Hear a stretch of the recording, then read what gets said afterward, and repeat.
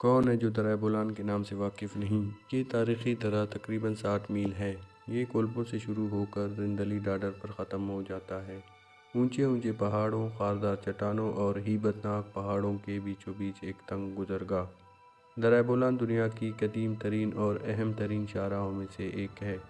قدیم زمانے میں براہ اعظم ہند کی کنجی سمجھا جاتا تھا۔ نامور انسانوں کی شخصیت کی طرح درہ بولان کی عظمت اور شہرت بھی ہمیشہ کے لیے زندہ ہے۔ درہ بولان کی تاریخ دنیا کی مختلف اقوام سے وابستہ رہ چکی ہے۔ درہ بولان کے مشرق میں ڈاڈر واقع ہے جو بلوچستان کے گرم ترین علاقوں میں شامل ہے، اور مغرب میں کولپور واقع ہے جو بلوچستان کے سرد ترین علاقوں میں شامل ہے، جہاں سردیوں میں برفیلی اور یخ بستہ ہوائیں انسان کو جما دیتی ہے، جس کی وجہ سے کولپور کے لوگ سردیوں میں درہ بولان کے ذریعے سبی اور ڈاڈر نقل مکانی کرتے ہیں، اور گرمیوں میں سبی اور ڈاڈر کے لوگ کولپور اور کوئٹہ کا رخ کرتے ہیں۔ اگر ہم اس کی تاریخ کی بات کریں تو درہ بولان برصغیر پاکستان اور انڈیا کا ایک اہم ترین دروازہ ہے۔ درہ بولان کو تاریخی، جغرافیائی، سیاسی اور فوجی نقطہ نظر سے خاص مقام حاصل ہے۔ بولان پاس کئی صدیوں سے ایران اور قندھار سے انڈیا جانے والے قافلوں کا گزرگاہ رہا ہے۔ درہ بولان دنیا کے مشہور و معروف فاتح سکندر اعظم سے بھی متعارف ہو چکا ہے۔ سکندر اعظم ایران کے بعد ترکستان اور افغانستان کو فتح کرتا ہوا درہ خیبر سے ہندوستان میں قدم رکھا۔ سکندر آندھی کی طرح آیا اور بگولے کی طرح واپس ہوا۔ راجہ پورس کو شکست دینے کے بعد یونانی سپاہ نے آگے بڑھنے سے جب انکار کر دیا تو سکندر کو لوٹنے کے سوا کوئی چارہ نہ رہا۔ اس نے ہندوستان کے تسخیر کا ارمان دل میں لیے ہوئے درہ بولان کی راہ سے واپس جانے کا ارادہ کر لیا۔ سکندر اعظم کے اس حملے کے بعد اہل مغرب ہندوستان سے اچھی طرح واقف ہو گئے، جس سے درہ بولان وادی سندھ اور دجلہ فرات کی سرزمین کے درمیان ایک تجارتی شاہراہ بن گئی۔ کچھ عرصے بعد چندر گپت موریہ نے ہندوستان میں ایک زبردست سلطنت کی بنیاد ڈالی۔ چندر گپت کو سرحدی دروں کی اہمیت کا خوف پیدا ہوا کہ مارا ان دروں سے کوئی دشمن حملہ آور ہندوستان پر حملہ کر دے، چنانچہ درہ بولان سے گزر کر اس نے جنوبی بلوچستان کو قندھار تک فتح کر لیا۔ اس فتح کے بعد ایک عرصے تک درہ بولان موریہ خاندان کے تحفظ میں رہا۔ بعد میں ایک ایسا وقت آیا کہ تاتاریوں کے طوفانی دستے سے درہ بولان کی راہ سے ہندوستان میں داخل ہو گئے اور لوٹ مار مچا کر پھر اس درے سے واپس ہو گئے۔ آفتاب رسالت کے طلوع ہونے کے بعد جب اسلام کی ضیاء پاش کرنیں تمام دنیا میں پھیلنی شروع ہو گئی تو اسلام کے سرفروش مجاہد درہ بولان کے سنگریزوں کو پامال کرتے ہوئے گزرے۔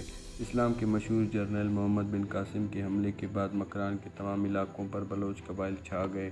کلات سیوا ہندو خاندان سے چھین لینے کے بعد درہ بولان بھی ان کے قبضے میں آیا۔ اس قبضے کے لیے وہ درہ بولان سے گزرنے والے قافلوں سے ٹیکس وصول کیا کرتے تھے۔ 1223 میں چنگیز خان کے بیٹے چغتائی خان کی قیادت میں ایک دفعہ منگول نے بھی درہ بولان کی راہ سے سندھ پر حملہ کیا اور کئی علاقوں کو رون ڈالا۔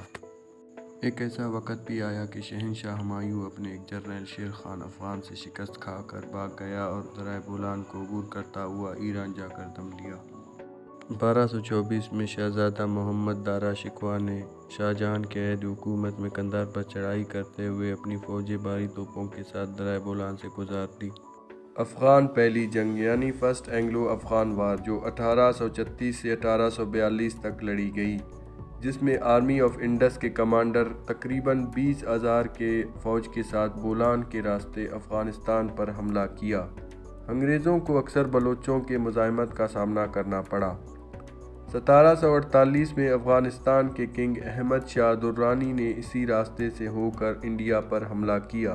17ویں صدی میں جب میر احمد خان اول نے بلوچستان کو مستحکم حکومت کی صورت میں دی تو بہار خان کا لشکر درہ بولان سے گزر کر سبی پر حملہ کرتا رہا۔ اس وقت سبی بارودی خاندان کے قبضے میں تھا۔ آخری دفعہ ناڑی بینک کے میدان میں میر احمد خان اول اور بارودیوں کے درمیان ایک خون ریزی معرکہ ہوا۔ جب میر نصیر خان نوری کلات کے تخت پر بیٹھا تو انہوں نے اپنے عہد حکومت میں درہ بولان کے تحفظ کا خاطر خواہ انتظام کیا، جس سے درہ بولان سے گزرنے والے تجارتی قافلے لوٹ مار سے بچ گئے۔ بیشتر و اکثر قافلے درے میں لٹ جایا کرتے تھے۔ خان نصیر خان نوری نے درہ بولان کے تحفظ کے بارے میں پہلا قدم اٹھایا۔ بلوچستان کے ایک قبیلہ کرد کو درہ بولان کی محافظت کا ذمہ دار ٹھہرایا، چنانچہ اس قبیلے کے معتبرین کے پاس درہ بولان سے متعلق جو پرانی دستاویزات موجود ہیں ان سے یہ معلوم ہوتا ہے کہ دریائے بولان کی حفاظت ان کے فرائض میں سے ایک اہم فرض تھا۔ آج بھی کرد قبیلہ دریائے بولان کے تحفظ کا ذمہ دار ہے۔ دریائے بولان کی محافظت کو یہ لوگ ایک آبائی ورثہ سمجھتے ہیں اور اس قبیلے کے لیے یہ ایک باعث فخر چیز ہے۔ دنیا کا قدیم ترین سویلائزیشن میر گڑھ بھی بولان میں واقع ہے۔ یہ ہے دریائے بولان کی تاریخ۔ آج بھی یہ درہ نہ صرف عہد ماضی کا ایک نقش بن کر رہ گیا ہے بلکہ عہد حاضر کو بھی اس سے ویسا ہی گہرا تعلق ہے۔ دریائے بولان عہد قدیم کے ایک عظیم الشان نشانی ہونے کے ساتھ ساتھ ہمارے اسلاف کی عظمت کا آئینہ دار بھی ہے، اس لیے ہمیں بھی دریائے بولان سے اس قدر الفت ہے۔ اگر ہم دریائے بولان کے کرنٹ سچویشن کی بات کریں تو یہ جو ابھی آپ اپنی آنکھوں کے سامنے دیکھ رہے ہیں یہ سبی ٹو کوئٹہ روڈ ہے۔ یہاں کے روڈ سنگلاخ پہاڑوں کو چیر کر بنائے گئے ہیں۔ یہاں سے گزرنے والا ہر مسافر ایک بار یہاں ٹھہر کر اس کی خوبصورتی کو دیکھتا ہے۔ یہاں روڈ کے دونوں اطراف خوبصورت پہاڑ اور دریائے بولان کا پانی بہتا ہے۔ دریائے بولان جس قدر خوبصورت ہے اتنا ہی خطرناک بھی۔ یہاں کے روڈ کافی تنگ اور ٹوٹ پھوٹ کے شکار ہے۔ یہاں کافی خطرناک موڑ ہے۔ دریائے بولان کا ایک خوبصورت برج پنجرا پل جو کئی دفعہ سیلاب کے پانی میں بہہ گیا ہے، ایک بار 80 کی دہائی میں بہہ گیا تھا۔ 86 کے سیلاب سے پہلے یہ پل کچھ اس طرح دکھتا تھا، اس کے بعد تعمیر ہو کر یہ کچھ اس طرح دکھنے لگا، لیکن اب 25 اگست 2022 کو شدید طوفانی بارشوں اور سیلاب کے ریلوں کے باعث یہ پل ایک بار پھر پانی میں بہہ گیا اور کوئٹہ ٹو سبی سفر معطل ہو گیا۔ لوگ کئی دنوں تک یہاں پھنسے رہے اور کچھ دنوں بعد پائپ نصب کر کے عارضی طور پر یہ ٹریفک کے لیے بحال کر دیا گیا۔ آج 10 مہینے ہو گئے، پنجرا پل ابھی تک نہیں بنا اور پنجرا پل نہ بننے کی وجہ سے لوگوں کو کئی مشکلات کا سامنا ہے۔ ٹریفک رکا رہتا ہے، گاڑیاں پھنس جاتی ہیں اور وقت ضائع ہو جاتا ہے اور بہت سے پرابلمز کریٹ ہو جاتے ہیں جو کہ میرے ساتھ بھی ہوئے ہیں۔